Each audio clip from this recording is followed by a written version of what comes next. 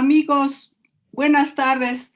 Continuamos con nuestras pláticas mensuales. En esta ocasión, el aula educativa de Amigos del Hígado, desde su perfil de Facebook Live y siguiendo nuestra labor altruista, ha preparado un programa muy interesante, la endoscopía, un adelanto en el tratamiento de enfermedades gastrointestinales, además un gran aliado para la prevención de descompensación en la enfermedad hepática, para lo cual tenemos como invitado a un experto en el tema, el doctor Javier Lizardi Cervera, quien nos platicará sobre la relevancia de la endoscopía en el paciente con cirrosis.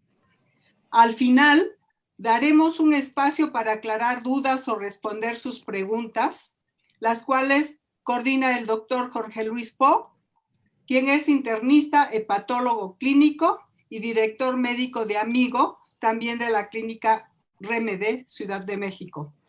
Le cedo la palabra al doctor Jorge Luis Po, quien nos ampliará la presentación. Por favor, doctor Po.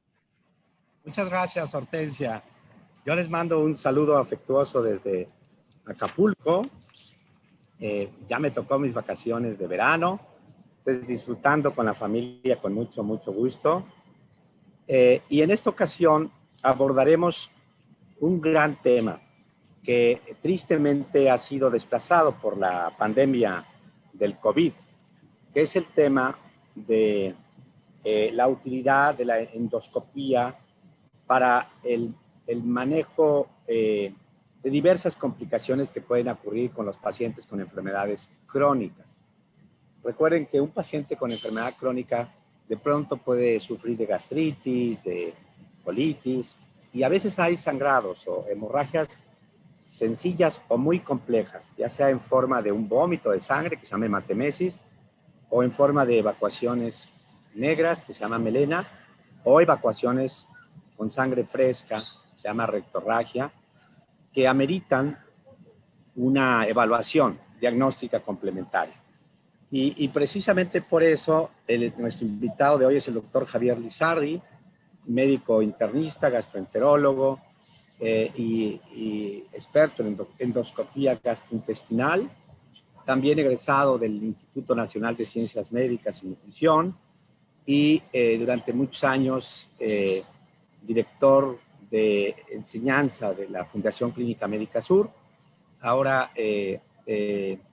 gastroenterólogo, socio fundador también de la clínica REMED en el sur de la Ciudad de México, quien abordará el tema de la utilidad de la endoscopía en la evaluación del paciente hepático. Javier, muchas gracias por estar con nosotros y te dejamos el micrófono. Ok, gracias Jorge. Bueno, pues nuevamente, pues gracias a la señora Hortensia Vázquez, la presidenta del Grupo Amigo, por la invitación, a ti Jorge, como siempre, por la invitación, y a Frida también por todo el apoyo que nos da y que me ha dado para la presentación de esta plática con ustedes. Voy a compartir mi pantalla. Y bueno, pues, como comentaba Jorge, pues vamos a hablar sobre la importancia y los beneficios que tiene la endoscopía para la prevención de las complicaciones, sobre todo del paciente con alguna hepatopatía, ¿no? Y lo importante es primero en qué consiste una endoscopía digestiva, ¿no? Y una endoscopía digestiva es un procedimiento en el cual pues se introduce, como se ve aquí en la imagen, un tubo flexible dotado de una cámara, ¿sí? Que en la parte distal con iluminación y que nos permite observar en forma adecuada el aparato digestivo, ya sea alto, ya sea bajo, inclusive a través de estudios de colonoscopía o estudios largos que se llaman enteroscopía y que lo que simplemente va a variar es el tamaño del endoscopio.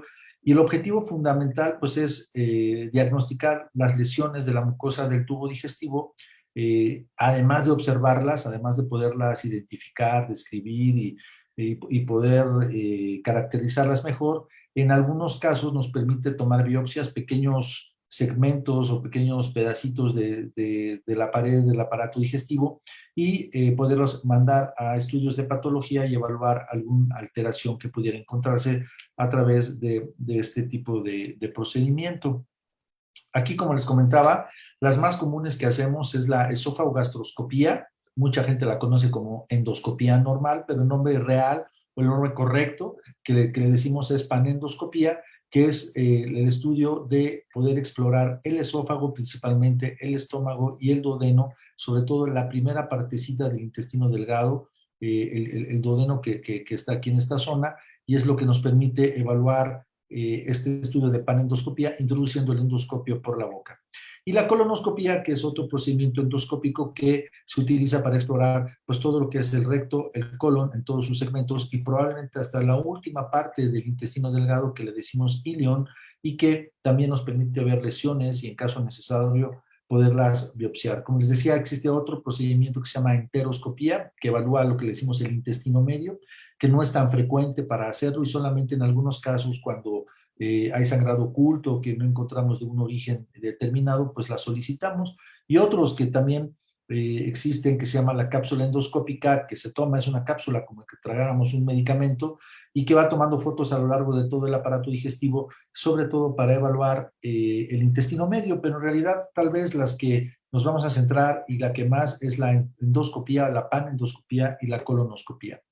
¿Cuál es un riesgo importante, no? Porque todos nos preguntaremos cuál es el riesgo de tener hacerme una endoscopía. Hay veces puede haber un poco de temor de poderse hacer una endoscopía y vean que las complicaciones son poco frecuentes, menos del 0.1% cuando se realiza con fines terapéuticos, diagnósticos, que es lo que hacemos normalmente para, por ejemplo, en pacientes con problemas de hepatopatía, pues diagnosticar o no la presencia de varices o algún otro tipo de anormalidad dentro del estómago, del esófago, ¿no? El riesgo obviamente se va incrementando conforme existe la urgencia, es decir, si el paciente pues tiene sangrado, si el paciente tiene alguna otra lesión importante, bueno, pues aumenta su riesgo, pero aún así resulta ser un estudio muy noble que se permite evaluar en forma muy correcta y muy bien al aparato digestivo superior.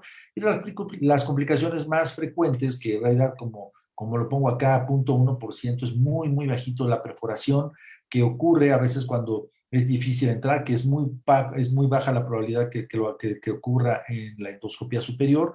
La hemorragia, que puede ser secundaria al proceso varicial en pacientes con problemas de hepatopatía, varices esofágicas, o a lo mejor la hemorragia por úlceras, que también es parte de lo que identificamos en el estómago, y en algunas ocasiones cuando no está pues a veces muy bien sedado el paciente o ha tenido vómito frecuente, pues puede llegar a broncoaspirar al parte de este contenido gástrico a la vía respiratoria y al pulmón, y entonces, bueno, pues pueden existir algunas complicaciones de neumonía o de algún proceso de neumonitis en el pulmón, pero en realidad el riesgo es muy bajo y es muy seguro, y vean que las complicaciones uno en cada 1000, ¿no? Es muy, muy, muy bajo la probabilidad de tener alguna complicación. ¿Para qué nos sirve? Sobre todo, bueno, nos sirve para detectar muchas anormalidades, pero específicamente en el paciente con cirrosis, sabemos que en etapas avanzadas de la enfermedad hepática, en la cirrosis ya como tal, los pacientes empiezan a tener una dificultad para que pase la sangre a través del hígado por la vena porta, ¿no? La vena que ayuda aquí, que lleva aquí sangre hacia el hígado, y entonces es la sangre que proviene del intestino a través de la unión de la vena mesentérica con la vena esplénica, y entonces aumenta la presión de esta vena porta y busca la sangre vías para llegar al corazón, y por lo tanto, por este endurecimiento del hígado, pues al empezar a buscar otros caminos alternativos para alcanzar al corazón, toma las vías de las venas esofágicas y del estómago, sobre todo estas partes distales, y empiezan a dilatarse formando varices. Y estas varices esofágicas y gástricas son generalmente venas anormalmente dilatadas que aparecen a nivel del esófago, del estómago, en la parte distal o hacia el fondo gástrico, que son secundarias a la hipertensión portal que ocurre en los pacientes con hepatopatías crónicas ya avanzadas, y que en algunas ocasiones, cuando la presión es muy alta, cuando la presión de esta vena porta supera niveles muy altos, más de 10, 12 milímetros de mercurio, pues aumenta la probabilidad de que estas venas distales se rompan, y o también las venas del estómago se rompan, y entonces ocurra sangrado de tubo digestivo por varices esofágicos. De ahí la importancia de hacer la endoscopía para detectar en forma temprana el tamaño de las varices y factores que ya veremos más adelante, pronósticos que nos van a ayudar a identificar qué pacientes son los que de alguna manera van a requerir de algún tratamiento endoscópico para prevenir la hemorragia varicial. ¿Cuál es el papel? Bueno, importante de estas varices es que su presencia, conforme van aumentando, conforme van apareciendo en tamaño y se van haciendo cada vez más grandes, aumenta el riesgo de mortalidad. Y al momento, por ejemplo, de un paciente que se le diagnostica cirrosis y les hacemos endoscopía, bueno, más o menos un 55% en fases descompensadas, perdón, que están ya un poquito, la función ya no tan bien, podemos encontrar hasta en un 55%, más de la mitad de los pacientes pueden tener varices esofágicas y en pacientes en fases compensadas hasta un 30%. Entonces, entre un tercio y la mitad de los pacientes con cirrosis generalmente pueden llegar a tener varices esofágicas y por eso es importante evaluarlas. Y por otro lado, se van incrementando conforme va pasando el tiempo, aproximadamente hasta un 5.4% por año. Y esto es bien importante porque va aumentando su tamaño y obviamente al aumentar el tamaño, pues va aumentando su probabilidad de incrementar la presión y de tener sangrado. Por lo tanto, el primer mensaje es que todo paciente con cirrosis hepática debe de evaluarse por endoscopía superior cuando se haga el diagnóstico y después hacerle seguimiento para evaluar esto, el que vayan o no creciendo las varices. Y estas nos permiten clasificarlas. Hay muchas clasificaciones que han aparecido a lo largo del tiempo. Las que más utilizamos en la actualidad es esta que nos evalúa en varices pequeñas y varices grandes, que son las pequeñas menores a 5 milímetros y las grandes mayores a 5 milímetros, y eso lo observamos a través de la endoscopía. Y los pacientes cirróticos que no tienen varices, que afortunadamente cuando se hace el diagnóstico de cirrosis y se les solicita una endoscopía para detectarlas y no hay presencia de varices, a ellos, bueno, hay que repetirlas, no hay que dejarlos, pero sí hay que tenerlos en vigilancia cada 2 a 3 años para evaluar su aparición y o la progresión de su tamaño, ¿no? Y en pacientes cirróticos compensados, aquí sí hay que evaluarlos cada año, cada 2 años, sobre todo en aquellos que vamos viendo que se van deteriorando y es importante para prevenir nuevamente, como les comentaba, el riesgo de sangrado de estas varices, ¿no? ¿Quiénes son los que más van a aumentar o van a desarrollar estas varices? Pues pacientes que están descompensados, que tienen una importante hipertensión portal. Se ha visto que los pacientes que además tienen una falla renal con un valor de creatinina, que es un valor que nos evalúa la función renal elevada, o bien que por la biometría hemática, cuando hacemos estudios laboratoriales de control, de diagnóstico, y vemos que la cuenta de plaquetas va bajando, sobre todo por debajo de 100,000, pero la baja cantidad de plaquetas indirectamente nos está hablando de un incremento de la presión portal e indirectamente podemos pensar que el paciente tiene varices esofágicas. Y obviamente cuando tiene bilirrubina elevada, pues también nos estaría hablando de una función hepática un poquito más alterada y son este subgrupo que a lo mejor es importante evaluar porque tiene un riesgo significativo de desarrollar hemorragia varicial. Como les comentaba, estas se van incrementando conforme va pasando el tiempo y su tamaño hasta un 10% de los pacientes por año, puede variar hasta entre un 5 y 30% de pacientes por año de que se va incrementando y como les decía, van aumentando conforme va aumentando el grado de hipertensión portal. Entre más durito se va poniendo el hígado, entre más cirrótico, pues va habiendo más presión portal y entre más grandes, sobre todo niveles de 10 milímetros de mercurio, hay mayor la probabilidad de desarrollar y por arriba de 12 hay un riesgo muy alto de que puedan tener sangrado estos pacientes, ¿no? La mejoría de la función hepática, por ejemplo, en algunos pacientes, por ejemplo, que consumen alcohol, aquellos que dejan de tomarlo, a lo mejor deja de incrementar la fibrosis y puede llegar a disminuir un poquito. Sin embargo, eso no implicaría que no se siguiera este grupo de pacientes con estudios endoscópicos para evaluar si o no ha crecido sus varices. Se han publicado muchas variables o muchas etapas pronósticas y aquí lo que es importante es que los pacientes con daño hepático cuando están en etapas iniciales, su mortalidad es muy bajito y casi que no han desarrollado varices, pues tienen muy poca progresión, pero conforme van aumentando la presencia de varices, vean que el riesgo de desarrollar otras complicaciones como ascitis, o sea, líquido a nivel intraabdominal, hasta 6.6%, inclusive hasta 4.4 o 5% de probabilidad de desarrollar sangrado. Y ya cuando tienen etapas mucho más avanzadas, ya cuando tuvieron sangrado, ascitis importante, pues la mortalidad es muy alta, vean que hasta del 57%. Por eso es importante detectarlas en esta fase donde la probabilidad de mortalidad es muy baja y entonces pues eso va a incrementar la sobrevida en los pacientes. De ahí la importancia de la vigilancia estrecha de los pacientes.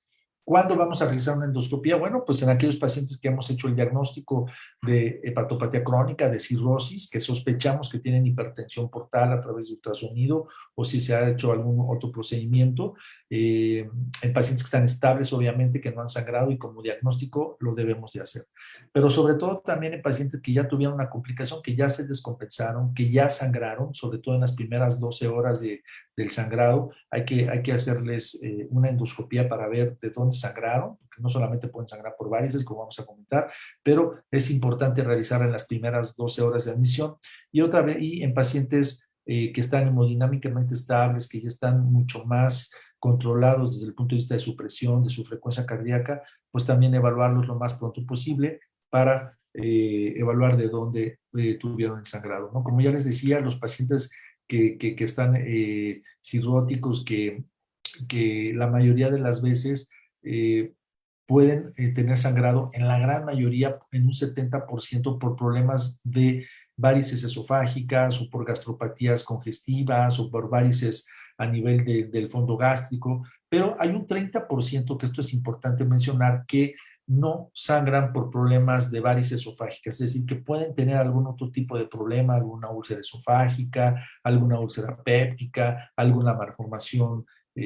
vascular a nivel del estómago, alguna úlcera duodenal. Entonces, no todos los pacientes con hepatopatía que sangran no necesariamente sea por varices, pero aunque, como dice aquí, la gran mayoría, un 70%, es por varices y un 30% es por problemas de no origen por varices, por otra causa. Aquí, bueno, pues lo más común es esto. Vemos las varices pequeñas, de medianitas, que se ven aquí en la zona por endoscopía, pero hay veces que en pacientes los podemos llegar a encontrar así, ¿no? Con un sangrado en chorro muy importante que los está descompensando hemodinámicamente, que llegan chocados al área de urgencias y que tenemos que evaluarlos de forma inmediata para parar este sangrado. Y por otro lado, pacientes que no necesariamente sangraron por varices esofágicas, pero sí tienen un grado de inflamación importante a nivel del estómago, hacen una gastropatía que se llama gastropatía congestiva, con un aspecto medio rojo, decimos eritematoso, muy rojo, con aspecto de red, como en serpiente, y esto de pronto nos habla de mucha congestión y tienen episodios de sangradito así en capa, y también es otras causas por las que los pacientes con hepatopatía crónica llegan a sangrar, no necesariamente por varices, y lo evaluamos. Como les decía, nos permiten evaluar a través de una clasificación de endoscopía cuando son pequeñitas, como se ven aquí, pequeños cordones azulados, no tan lineales, no tan grandes, que se van aplanando cuando los insuflamos. Son varices pequeñas, pero podemos encontrar varices de mayor tamaño, de aspecto un poquito más arrosariado, que van ocupando 1 o 2 tercios de la luz, y finalmente varices muy grandes que ocluyen mucho de la luz y que a veces les evaluamos con puntos, con signos que decimos de mal pronóstico, puntos rubíes, aumento de la presión, hematoquistes, en fin, lesiones que vemos específicamente sobre la varice y que nos van a decir que tienen un alto riesgo de sangrado. Estos a lo mejor no tienen tanto riesgo, pero estos pacientes, como esta última foto, pues sí tienen mucho riesgo de sangrado y por lo tanto hay que hacerles algún procedimiento, ¿no? Y como les decía, existen puntos pronósticos que nos evalúan de qué paciente tiene más riesgo de sangrar. Son aquellos que tienen puntitos rojos, rojos de color cereja, se hacen como quistecitos pequeños. El tamaño de la varice, entre más grande es la varice, pues muy probablemente tenga mucho mayor hipertensión y esto aumenta su riesgo de sangrado. Y obviamente la clasificación de Child-Pugh, entre más avanzada sea la clasificación, tengan estadios B, C, nos está hablando que trae un estadio mucho más avanzado de la hepatopatía y muy probablemente mucha más cirrosis, más hipertensión portal, que ya se ha correlacionado entre más estadio del Child-Pugh, más hipertensión, y por lo tanto seguramente tendrán más varices o incremento en la presión de las varices esofágicas y mayor riesgo de sangrado. Entonces, el diagnóstico, bueno, pues es una endoscopía alta, sobre todo en pacientes que sangran, para evaluar la hemorragia varicial activa o la presencia a veces que ya no está sangrando, pero sí hay un coagulito adherido, ¿no? A veces los encontramos, como les mostraba en la otra foto, y aquí pues es igual, un sangrado en chorro muy importante, pero pues a veces ya no sangraron y se ve este signo como de white nipple, como crecimiento, un pezoncito chiquito que se absorbe, que es un dato de sangrado reciente, o bien pues ya estigmas de sangrado que ya no están sangrando, pero evidentemente quedó la huella de la hemorragia en esta zona con un colapso de las venas esofágicas y que pues nos permite evaluar esto a través de la endoscopía en las primeras horas del episodio, sobre todo en las primeras 12 horas, ¿no? ¿De qué depende qué hacemos en estos pacientes que nos hablan urgencias y que llegan con sangrado? Bueno, pues tenemos que parar el sangrado. ¿Y cuál es el mejor tratamiento? Pues el que tenga más eficacia, el que tenga mejor experiencia, el que lo va a hacer, obviamente el que prolongue la sobrevida y la calidad de vida, y obviamente que sean procedimientos de bajo costo. Desgraciadamente, pues todos estos procesos endoscópicos, las ligaduras, pues no dejan de tener un costo, ¿no? Obviamente los lugares en los hospitales institucionales, nutrición, el seguro, probablemente no sean tan costosos, pero a nivel probablemente privado, sí el costo es muy alto y depende del lugar, pues también el costo es diferente. Obviamente hay lugares un poco más accesibles, pero finalmente no dejan de tener un costo y de ahí la importancia que costo-beneficio de hacer endoscopías frecuentes, tempranas, para prevenir episodios de sangrado y mejorar la calidad de vida y obviamente que le salga el mejor costo, porque la mayoría no solamente que se le haga la endoscopía, ¿no? Y que tiene su costo, sino que la gran mayoría son pacientes que tienen que quedarse hospitalizados, que pasan a terapia intermedia, que están en terapia intensiva hasta que se mejora y pues obviamente consumen una gran cantidad de recursos y esto pues aumenta el costo. O sea, sí resulta una enfermedad en este sentido cuando ya está presente la hemorragia, pues sí, de alto costo, cuando pues no se cuenta con seguro o con alguna cuestión institucional, etcétera, pero finalmente no dejan de ser costosos. Hay muchos tratamientos, los que usábamos hace muchos años, todavía por ahí se llegan a utilizar, es la escleroterapia, que es la inyección de sustancias que ahorita vamos a comentar, la inyección de sustancias a nivel directa sobre o alrededor de la varice. Las ligaduras, que es lo que hacemos en la actualidad, la aplicación de ligas sobre las varices y se van haciendo sesiones, tanto también con la escleroterapia y esto va haciendo que se vayan erradicando o desapareciendo estas varices y va disminuyendo el riesgo de hemorragia. Algunos otros adhesivos tisulares que sobre todo lo utilizamos más para pacientes con varices gástricas, hemoclips, que son otro tipo de equipos, de aparatitos que pinzan este tipo de venas y algunas cuestiones combinadas cuando de plano no se puede parar el sangrado, se utilizan sprays que de alguna manera ayudan a cohibir la hemorragia, pero finalmente probablemente lo que más utilizamos en la actualidad sea la ligadura de varices esofágicas, ¿no? En relación con la escleroterapia, pues lo que utilizamos es un inyector, ¿no? Que tiene una aguja y que al cual le colocamos un esclerosante y va inyectando sobre la varice y alrededor de la varice, paravaricial.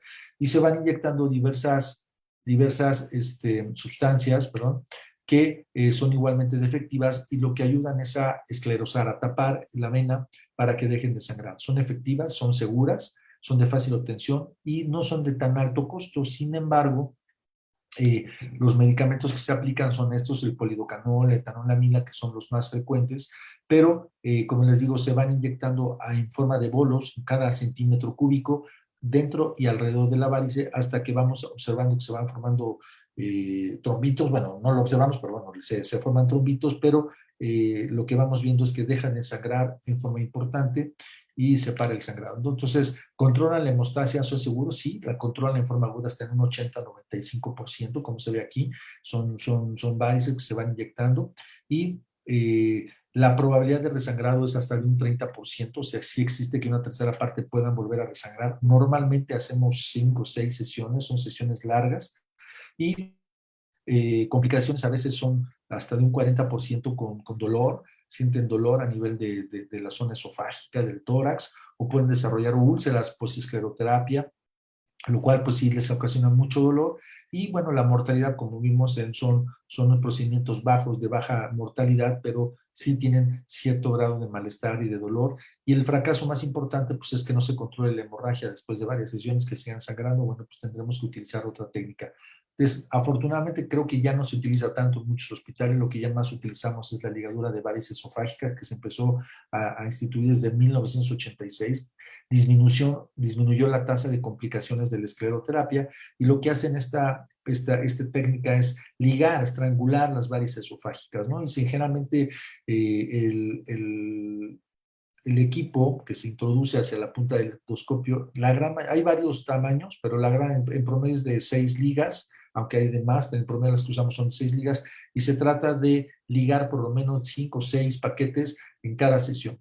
A diferencia de la ligadura, con la escleroterapia, la ligadura a veces con 2 o 3 sesiones es suficiente para erradicar las varices. Con la escleroterapia se requieren de mayor sesiones y a veces con mayor número de complicaciones. En cambio, la ligadura tiene menos complicaciones. Vean que es 94% superior a la escleroterapia en controlar hemorragia en jet, que es la que se veía como que un chorro, lo que estaba saliendo, y también controla en forma adecuada otros tipos de hemorragia varicial, y la ligadura reduce el resangrado hasta en un 50% en relación con la escleroterapia. Como les digo, con menos número de complicaciones, 5% contra la escleroterapia, que generalmente lo que da es dolor y produce úlceras, y también reduce la mortalidad hasta en un 30% en relación con la escleroterapia, lo cual pues, lo hace un procedimiento muy cómodo, muy seguro, aunque sí es invasivo, pero con un menor número de complicaciones. Entonces, la escleroterapia y la ligadura son útiles en el manejo del episodio agudo de los pacientes que llegan con hemorragia varicial,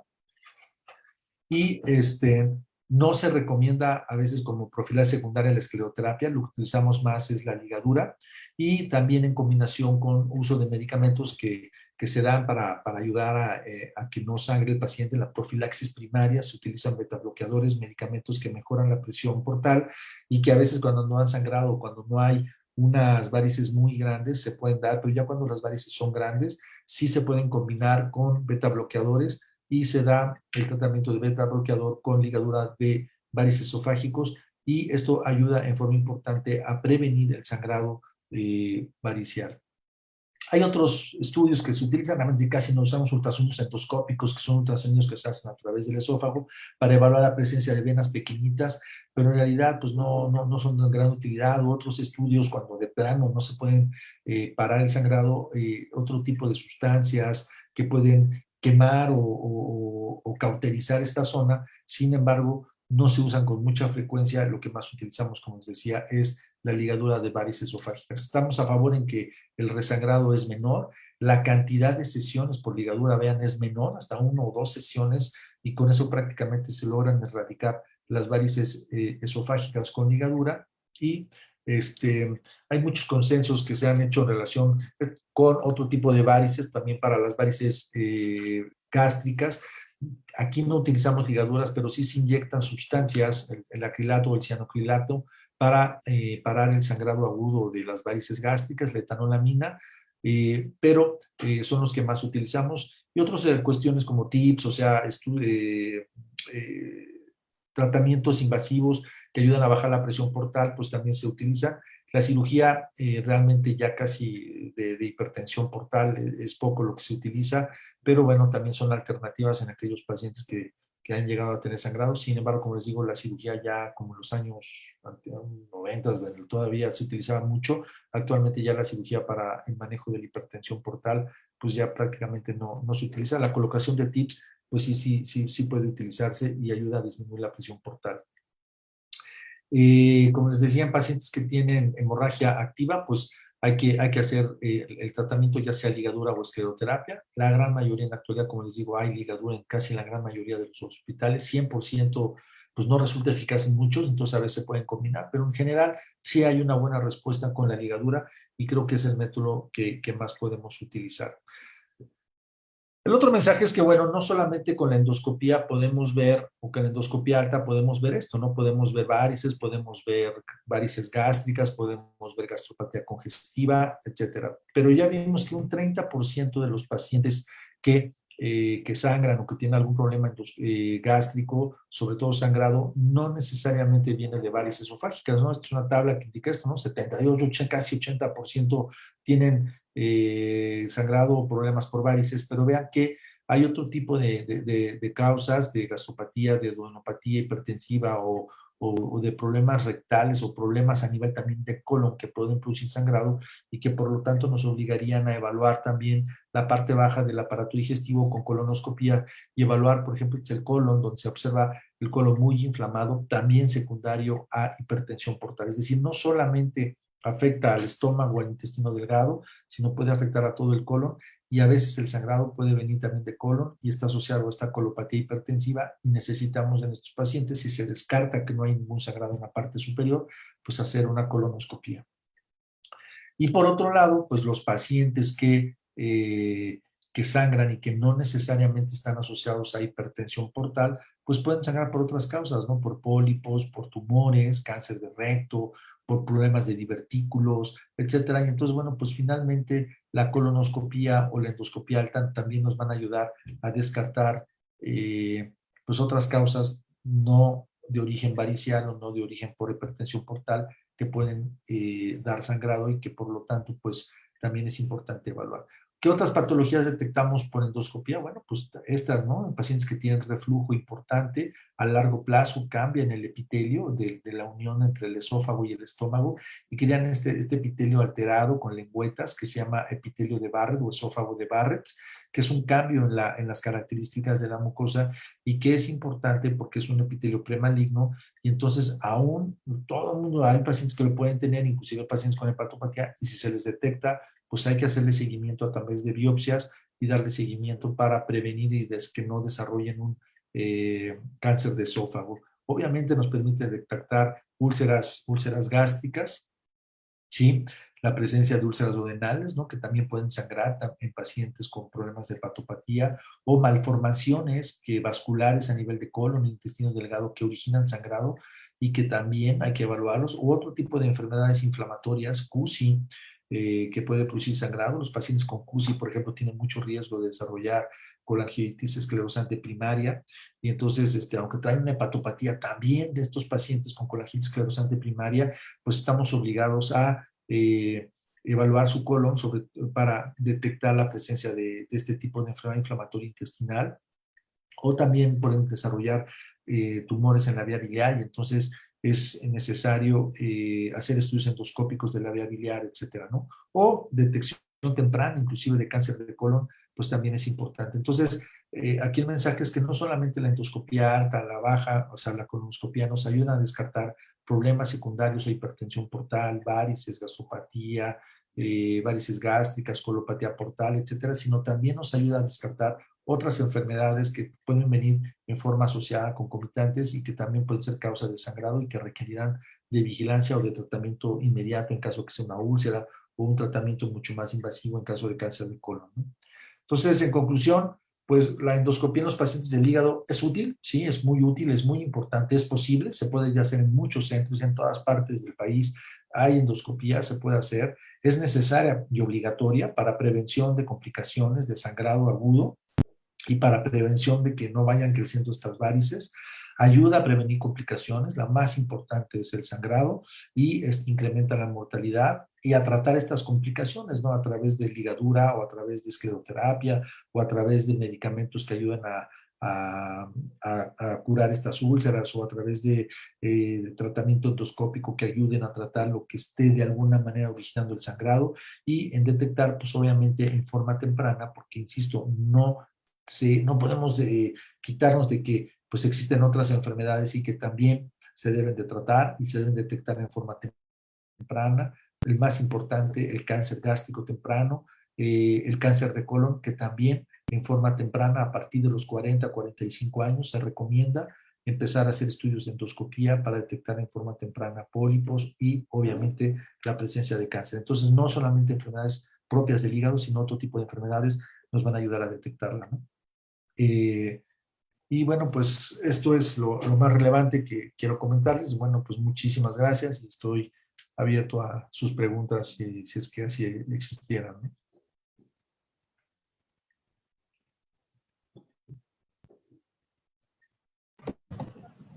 Gracias, Javier. Muchas gracias, Javier. ¿Sí me oyen bien? ¿Me oyes bien? Bien, bien, bien. Perfecto. Oye, pues un gran tema, sin duda. Yo quisiera aprovechar para comentarte que ya tenemos varias preguntas de la audiencia, pero así como preguntas cortas y respuestas breves, yo diría en un mundo ideal y en un mundo real.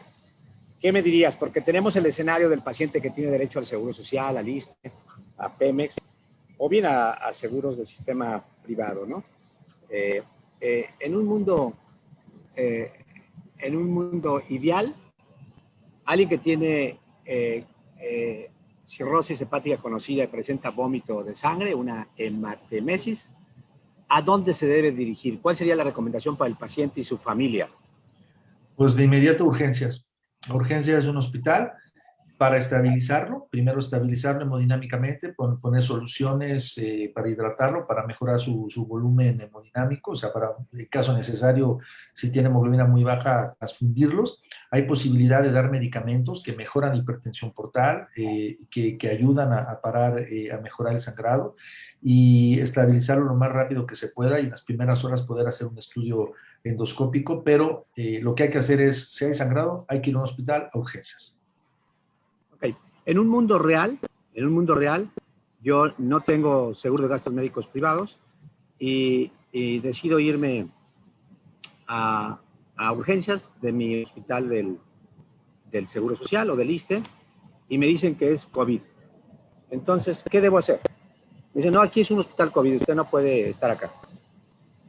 Híjole, pues es lo que está sucediendo en la actualidad con todo lo de la pandemia, que muchos pacientes desgraciadamente han perdido el apoyo oportuno de estas enfermedades, inclusive de otras crónicas como cáncer, y pues buscan otros hospitales. La verdad, a veces tendrían que acudir a urgencias de hospitales privados, hospitales no COVID, que les den, pero tienen que acudir inmediatamente a un lugar de urgencia privado, en ese sentido, si no se puede a nivel institucional, por lo menos para estabilizarlo y parar el sangrado rápido, ¿no? Pero sí es lo que está sucediendo en pacientes en estos hospitales COVID, que todavía estos pacientes no los admiten, y entonces a pesar de que es una cuestión aguda, no los están recibiendo y tienen que ir a otro lado, y pues aquí yo aconsejaría un hospital privado que rápidamente los estabilice, que eso es lo que pondría en peligro la vida, y lo más rápido posible hacerles una endoscopía, ¿no? En un mundo real, a veces ocurre que llega el paciente con la historia de hemorragia, de un vómito de sangre, lo reciben en urgencias, le toman una muestra de sangre y sale en 12 gramos de hemoglobina. Y le dicen, no se preocupe, le vamos a dar una cita a endoscopía y le dan una cita a endoscopía en 3 meses. ¿Esto es lo ideal? ¿Esto que sucede muy frecuentemente? Eso es frecuente. Aquí lo que pasa es que llegan con sangrado y se hemoconcentran. Entonces, el valor puede salir normal, pero a lo mejor cuando empezamos a hidratarlo, se empiezan a diluir, el nivel realmente es más bajo.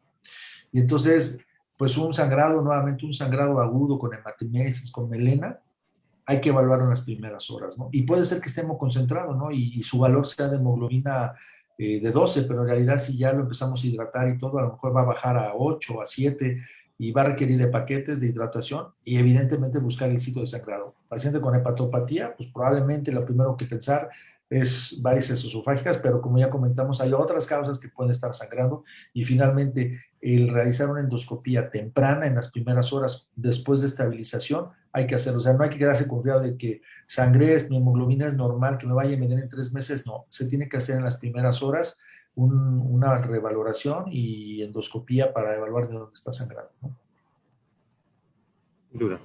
Ok, de broma decimos los médicos que tal vez una de las tristes realidades de la 4T durante la pandemia es que el mundo real es irse a una clínica, sanatorio o algún hospital privado, porque en la vida real los hospitales públicos que tienen derecho, la gente que habitualmente se atiende en el Seguro Social, en el ISSSTE de nutrición, están con el tema de COVID y no han diseñado un espacio físico para atender casos no, pero igual de graves e importantes que también son una urgencia de manejo. Sí.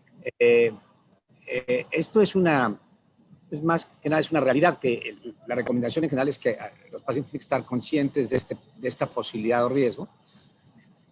¿podría hacerse una endoscopía preventiva o de las varices sin necesidad de que haya sangrado, Javier? Sí, sí, claro, digo, de hecho se recomienda que se empiecen a hacer, o sea, sin sangrado sí se puede hacer en forma preventiva, de hecho es lo que se aconsejaría, ¿no? Para un paciente que se diagnostica hepatopatía y que se sabe que tiene cirrosis, hay que hacerles una endoscopía para rápidamente ver de qué tamaño están las varices. Hay datos clínicos que nos apoyan, el nivel de plaquetas, que nos pueden indirectamente inferir que a lo mejor tiene varices, pero sí, todo paciente que se diagnostica con daño hepático crónico, hay que hacerle una endoscopia. Y depende de lo que se encuentre, pues se decide si el seguimiento es cada 2, cada 3 años, pero sí de entrada hay que hacer una endoscopia. Y eso va a ayudar a decir, bueno, si no son varices muy grandes, son muy pequeñitas, son varices muy pequeñas, a lo mejor se le puede dar tratamiento con beta bloqueador, pero si ya son varices muy grandes, con datos de mal pronóstico, como colocaba ahí, con puntos rojos, con que tengan una importante hipertensión portal, pues además de darle beta bloqueador, pues sí se puede entrar a un programa de ligadura electiva y les va a ir muy bien y va a prevenir que tengan un sangrado y les va a ir mucho mejor, ¿no? Entonces, en ese sentido, sí, la respuesta es sí, hay que hacerla en forma temprana, tan pronto como se diagnostica la cirrosis o la hepatopatía crónica. Tenemos siete preguntas muy interesantes. Pedía respuestas breves, lo posible. La primera es de Mauro Rubén Domínguez. Saludos a Mauro.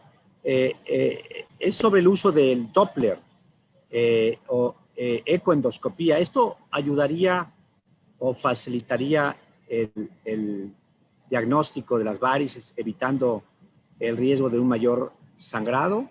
¿O mejoraría la imagen de la endoscopía? Pero el ecodoppler, ¿en dónde? O sea, porque sí se puede hacer, como digo, se puede medir la presión a través de ultrasonido vascular y todo, se puede medir la presión de la vena porta y sí nos ayuda, ¿no? Pero realmente que hay un estudio dirigido para evaluar doble varices no hay. O sea, por ahí puse que se puede utilizar ultrasonido endoscópico para ver venas pequeñitas, pero en realidad, si es un paciente con hepatopatía, estamos sospechando hipertensión portal, el estudio ideal pues sería la endoscopía. O sea, sí nos puede ayudar un Doppler de vena porta, etcétera, pero para la mera cuestión de varices esófago realmente no hay, ahí sería hacer la endoscopía, ¿no? Okay. Ruth Martínez dice, ¿qué recomienda cuando hay varices muy pequeñitas y existe un sangrado microscópico continuo? Ese fue mi caso. Tenía la hemoglobina baja, pero no se veía de dónde era la hemorragia. Después de unos meses presenté un sangrado mayor y ya me dijeron que era de varices y las ligaron. Recomienda una endoscopía con más frecuencia y dice, mi comentario es por si algún paciente presenta algo parecido a lo que yo pasé. Claro, pues bueno, cuando son varices muy pequeñas, pues realmente el riesgo es bajo de sangrado, es la verdad, ¿no? Y ahí lo que se busca, si no son varices muy grandes, buscar otras causas de sangrado. Entonces, pues sí se hace una endoscopia alta para evaluar, pues digo, varices, aunque sean pequeñitas, problemas de estómago, duodeno, duodenitis, úlceras duodenales, malformaciones vasculares. Hay un protocolo como tal en pacientes en donde sale sangrado oculto, pues hay que hacer panendoscopía y colonoscopía y evaluar todo el colon, ¿no? O sea, puede ser que sean varices, pero también puede sangrar de otras causas, ¿no? Entonces, si son varices muy pequeñas, la probabilidad es muy baja que hayan sangrado, entonces hay que buscarle otras causas. Pero a veces sucede también que con la endoscopia alta y la baja, la panendo y la colonoscopia, no encontramos una causa, le llamamos sangrado oscuro, y entonces empleamos la enteroscopía, que es un estudio endoscópico más largo, un poquito más laborioso, que nos evalúa casi todo el intestino delgado y pueden encontrar alguna causa de sangrado. Y la otra, si no se pudiera hacer la enteroscopía, es la cápsula endoscópica, que nos permite evaluar todo el intestino delgado, prácticamente llega a todo el intestino delgado porque también tiene su tiempo de consumo, su tiempo de pila, por decirlo así, pero en general, sí, en pacientes que tienen un buen tránsito, alcanza a evaluar todo el intestino grueso y sí nos permite, perdón, el intestino delgado y nos permite evaluar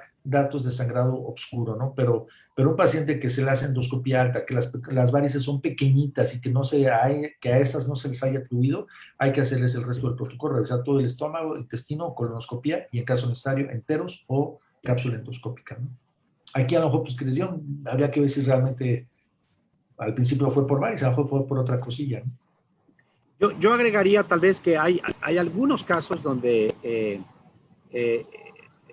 al momento de hacer la endoscopía ya se detectan varices pequeñitas, pero es porque hubo tal ruptura, tal sangrado, que las varices se ven pequeñitas. Cierto. Y entonces, pues ahí lo que interesa mucho es ser evaluado por un buen grupo de médicos, ¿verdad? Que consideren el antecedente de un sangrado muy intenso que podría explicar varices pequeñas en ese momento, pero con alto riesgo de recaída hemorrágica, ¿no? Yo creo que el ejemplo de Ruth era muy concreto como tú lo respondiste, Javier, gracias. Eduardo Eddy dice, en una hepatopatía crónica, en un paciente con varices esofágicas pequeñas, función hepática conservada, grado A, plaquetas normales, ¿recomendaría ligadura o más bien betabloqueadores? Y si son betabloqueadores, ¿cuál sería? ¿Cuál sería mejor? Bueno, si son varices pequeñas y el tratamiento es beta bloqueadores, ¿no? Generalmente varices porque es profilaxis primaria sin datos de sangrado, es beta bloqueador. Lo que más se ha utilizado es el propanolol, pero también existe el carvedilol que también ayuda a mejorar la hipertensión arterial cuando son para profilaxis primaria, ¿no? Que sí nos ayude, que no ha sangrado, que tiene buenas plaquetas, no tiene varices realmente, o varices muy, muy pequeñitas, pues sería uso, ahí no se aconsejaría ligar, se ligaría solo estudios muy grandes, con datos de mal pronóstico, bueno, ahí sí podrían ligar, pero son varices muy pequeñas que nunca han sangrado. Betabloqueador, el que más usado pues es el propanolol, aunque también puede ser el carvedilol como otra opción, ¿no? La siguiente es más bien un comentario de Margarito Sánchez, que enviamos también un afectuoso saludo. Dice que a él le ligaron en 3 ocasiones después de haber eliminado la hepatitis C, pero gracias a un protocolo de ligadura desaparecieron las varices. Ahora ya tengo más de 2 años sin hemorragia y ya no tengo varices. Y bueno, pues es creo una invitación de Margarito a que se animen a seguir un tratamiento porque a veces se puede lograr una buena evolución como la de él, ¿no? Claro. Alejandro Segundo Rojas dice, buenas tardes, hace 2 meses tuve una intoxicación por paracetamol. Cuando acudí a emergencias, no me dieron nada para aliviarlo y no me dijeron nada, solo que era una reacción alérgica. Han pasado más de 2 meses y medio y aún continúo con fatiga y dolores repentinos en el costado derecho o en la espalda. En los exámenes tengo una bilirrubina de 1.2 y una bilirrubina directa de 0.5. Bueno, yo creo que no había leído, hasta ahorita la leí. Alejandro está tratando de sacar la consulta gratuita con el Javier Lizardi. Entonces, para Alejandro nada más el comentario, tratamos de evitar preguntas muy concretas sobre padecimientos muy concretos porque es riesgoso para que el médico opine, porque cada paciente es diferente, ¿no? Entonces, Mauro tiene otra pregunta, Mauro Domínguez. ¿Cómo puede prevenirse la hipertensión portal, considerando la gama y la variedad tan amplia de pacientes y evoluciones posibles? ¿Cómo realmente se puede prevenir la hipertensión portal? Pues yo creo que uno es el tratamiento de la enfermedad de base, ¿no? O sea, si, por ejemplo, son pacientes que se diagnostican que consumen alcohol, pues tendrían que dejar de consumir alcohol, detectarlos en forma temprana, que eso es importante. Pacientes que fueron transfundidos, se les detecta hepatopatía por virus C, bueno, pues a lo mejor tratamiento y ya, o sea, es decir, al quitar el tratamiento de lo que está, al empezar a tratar en forma temprana la enfermedad, pues obviamente va a hacer que el hígado se ponga menos fibrótico y cirrótico y obviamente desarrolle hipertensión. Por tanto, yo creo que mucho tiene que ver con el manejo adecuado y temprano de la enfermedad de base. Si es una hepatitis autoinmune, bueno, pues esteroides, si es de alcohol, pues dejar de tomar alcohol, si es por virus, dar el tratamiento, pero detectarlo en forma temprana me parece y el tratamiento de la enfermedad de base que sería, ¿no? Como para prevenir que desarrolle más hipertensión portal, ¿no? En etapas es inicio de su enfermedad, el tratamiento de su enfermedad, ¿no? Y en general yo le completaría, Mauro, que todo lo que hagamos para detener la causa primaria, si alguien tiene alcohol, como decía el doctor Lizardi, dejar de tomar alcohol, que alguien tiene virus C o B, pues atacar y eliminar al virus B o C. Si alguien tiene autoinmunidad, pues lograr que se inactive la enfermedad autoinmune con los medicamentos apropiados. Y si alguien tiene hígado graso, pues no nos hagamos tontos, sobre todo con obesidad, con diabetes descompensada, con colesterol alto. Pues tiene uno que corregir la diabetes, tiene uno que corregir el colesterol alto y tiene uno que bajar de grasa corporal, ¿no? ¿Estás de acuerdo, no? De acuerdo, sí. Hay otra pregunta de Dan NG ¿cómo se puede saber el grado de hipertensión portal? ¿Hay algún estudio o algo así? Pues antes, bueno, un poco, pero volver a ampliarlo. sí, bueno, pues sí hay, digo, hay estudios invasivos. Uno, bueno, se puede hacer a través de ultrasonido, que puede medir la presión de la vena porta. Hay estudios invasivos de la medición de cateterismo de las venas suprahepáticas, que puede medir el grado de hipertensión portal. Y ahora sabe a través de estudios de elastografía, ¿no? Que la misma elastografía, el aumento en los niveles de kilopascales también correlacionan con el grado de hipertensión portal, que son estudios no invasivos e indirectamente podría darnos de que un paciente tiene hipertensión portal. Entonces existe desde la forma invasiva a través de la medición de las presiones hasta el uso de la elastografía que correlaciona los niveles de kilopascales con el grado de hipertensión portal, ¿no? Entonces, creo que nos podría ahí dar un nivel de plaquetas, inclusive, ¿no? Entre más baja plaquetas, pues indirectamente podemos suponer que el paciente tiene más hipertensión portal, pero probablemente esto sería, mejor con elastografía, no tan invasivo, pero que correlacionan con los datos de hipertensión portal, probablemente, ¿no? Javier Molina, tocayo tuyo, Javier Molina, pregunta, en los pacientes con cirrosis Child-Pugh A, con 5 puntos, con varices esofágicas pequeñas y gastropatía portal leve, ¿cuál de los dos antihipertensivos recomiendas tú más, el carvedilol o el propanolol? Pues yo creo que los dos son igual de buenos, ¿no? O sea, los dos tienden a mejorar la presión portal. El bajar la presión portal, pues disminuirá el riesgo de sangrado, de que crezcan, y bajará la gastropatía congestiva. Realmente yo creo que yo no encontraré ninguna diferencia, ¿no? Yo comento, propanolol es el más conocido, el más antiguo también, que ha acumulado mayor experiencia mundial, y se han buscado beneficios de los nuevos betabloqueadores, incluyendo el carvedilol. El carvedilol surgió porque los cardiólogos lo utilizan para mejorar la remodelación cardíaca. Les ayuda, sobre todo en etapas post-infarto. Recuerden que el propanolol, el primer uso que se dio es para hacer que el corazón latiera más despacito, más lento, en un paciente post-infartado. Y se ha visto que el carvedilol podría tener un efecto un poco más sobre la remodelación cardíaca, y por eso se empezó a evaluar. Pero yo de acuerdo con el doctor Lizardi que ambos son igual de buenos, ¿no? Otra pregunta de Dan NG dice, un paciente con cirrosis compensada, plaquetas bajas y que ya fue ligado, ¿con qué frecuencia se le debe volver a evaluar de las varices? Pues van a requerir de cada 2-3 años de vigilancia en promedio, ¿no? Y estar tomando medicamento y el control de su hepatopatía, el control de su enfermedad de base, y yo lo que se recomienda es cada 2 a 3 años en promedio de vigilancia endoscópica.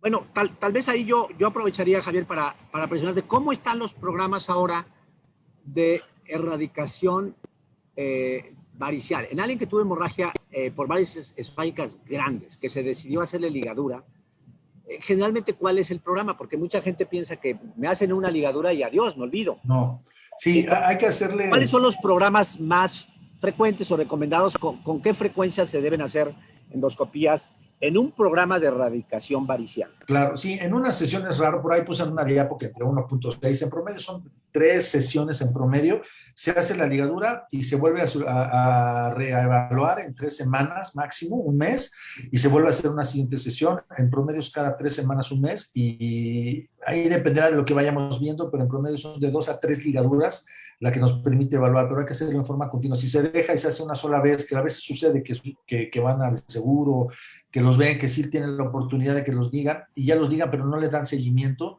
pues se van a seguir las varices y van a seguir creciendo. Entonces sí hay que tener el programa frecuente de cada 3-4 semanas, hacer la sesión, y salvo que hubiera alguna complicación, bueno, se puede a lo mejor alargar un poquito, pero en promedio cada 3 a 4 semanas y en promedio de 2 a 3 sesiones, y la siguiente, la cuarta, dependerá de lo que veamos, si ya está erradicada, bueno, pues ya no se hace más, ¿no? Pero en promedio es de 2 a 3 sesiones y en promedio de 3 y 4 semanas de intervalo. Hay una pregunta de MDO González que dice, si no hay hipertensión portal, pero ya hay plaquetas bajas y esplenomegalia, necesito una endoscopía. Probablemente no deja muy claro en su pregunta cómo sabe que no tiene hipertensión portal. Pero bueno, si alguien tiene plaquetas bajas y tiene esplenomegalia, ¿debe hacerse una endoscopía o qué más recomendaría ahí hacer, Javier?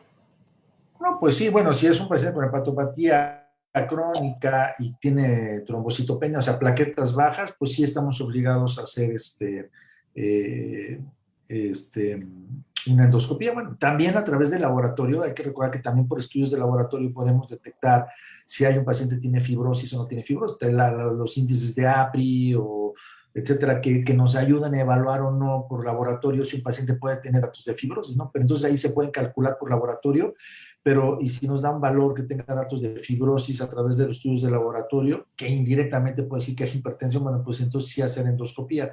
Por pacientes con hepatopatía con tendencia a trombocitopenia y esplenomegalia, pues evidentemente sí hay que hacerle una endoscopía. Pero insisto, se pudieran hacer estos marcadores no invasivos bioquímicos, ¿no? Para evaluar si el paciente de entradita pudiera sugerir fibrosis, ¿no? Y pues, al final si sale con una fibrosis, pues hay que hacer una endoscopía, ¿no? Por estos estudios matemático, por cálculo matemático, ¿no? Bueno, ahí yo agregaría un detalle para la pregunta de Elena, es plaquetas bajas es a partir de 150,000 para abajo.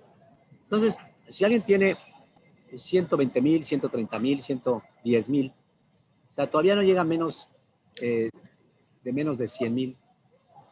Una de las utilidades de la nueva tecnología es medir una elastografía hepática, de la fibrosis hepática, que nos mide cómo está la elasticidad del tejido hepático, sin necesidad de ser invasivo. De lo que se ha visto es que si las mediciones salen con valores arriba de 18 kilopascales, y si además tiene plaquetas de menos de 150,000, la probabilidad de que tenga varices es muy alta. Y entonces, desde luego que ahí sí ya iría uno más seguro del gran beneficio de la endoscopía, porque seguramente va a requerir una endoscopía incluso terapéutica, ¿no? Sin esperar a que venga la triste noticia de la hemorragia varicial, que a veces ocurre en un viernes o en un sábado cuando no está uno tan preparado para atender una urgencia, ¿no? Así es. Ok, pues creo que ha sido una bombardeo de preguntas. Mil gracias. Yo tal vez presionando un poquito más, me preocupa esto de la vida real y el real y el ideal, ¿no? Y yo transmitiría el mensaje de a todos los pacientes que consideran que ya les toca su endoscopía, que ya llevan más de un año sin que se les haga endoscopía de control y saben que tienen cirrosis y saben que tuvieron varices esofágicas previas, presionen, insistan en su sistema de salud, porque es preferible siempre la ligadura varicial preventiva que la ligadura varicial está en una situación de hemorragia, ¿no? El pronóstico cambia un poquito, ¿no? Cambia enormemente. Y el gasto, cuando ya hay hemorragia, además de la ligadura, hay que poner ciertos medicamentos adicionales, como mencionó el doctor Lizardi. Entonces, se eleva el costo del simple acto preventivo. Entonces, varios de ustedes que saben que tienen cirrosis, que saben que tienen varices, si ha pasado más de un año, acérquense con su médico y programen su endoscopía de control, que seguramente será de gran ayuda, ¿no? Javier, ¿algún mensaje final sobre la importancia de la evaluación endoscópica del día de hoy? Pues nada diferente, lo que tú comentas, efectivamente, si saben que tienen varices y que ya no le han hecho su seguimiento, vale la pena hacerla para prevenir, pero no olvidar que también actualmente existen los programas de endoscopía para detectar otras lesiones y que no se nos olvide que puede haber cáncer gástrico temprano, sobre todo hay guías que establecen el diagnóstico del cáncer colorectal a partir de los 40, 45 años, y entonces pues no solamente para detectar varices, sino que también nos ayudan a detectar otras enfermedades que también son importantes y que en etapas iniciales se pueden curar. Y en ese sentido la endoscopía tiene esa gran bondad de poder diagnosticar estas lesiones en etapas tempranas, ¿no? Yo creo que sería el segundo mensaje, tal vez, que no solamente hacerse el seguimiento, sino que hay otras enfermedades que se pueden detectar y que pueden prevenir también enfermedades importantes. Muy bien, pues muchísimas gracias, Javier. Gracias a ti, Jorge.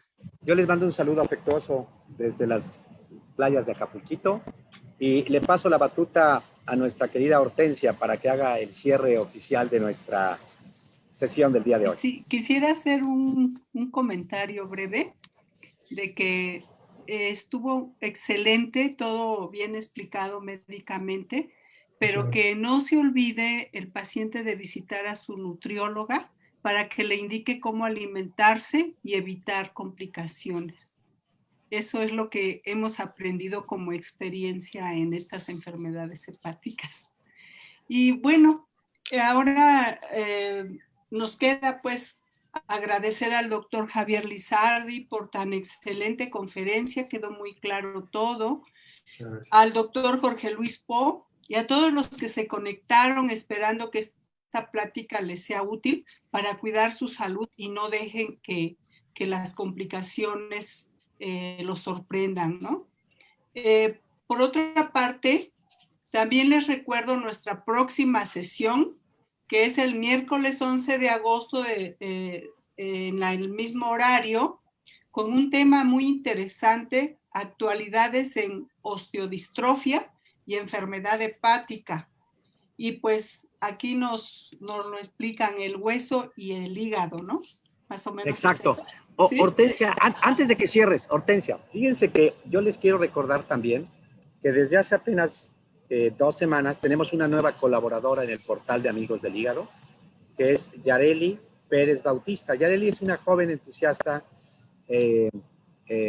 ambientalista, es una chica formada en la UNAM como licenciada digamos, en ciencias ambientales y está colaborando con nosotros en el portal Amigos del Hígado. Ahí pueden encontrar sus menciones y está haciendo una gran labor sobre cómo pensar en la salud del suelo, salud de los ecosistemas, para que a final de cuentas llegue la salud al ser humano, ¿no?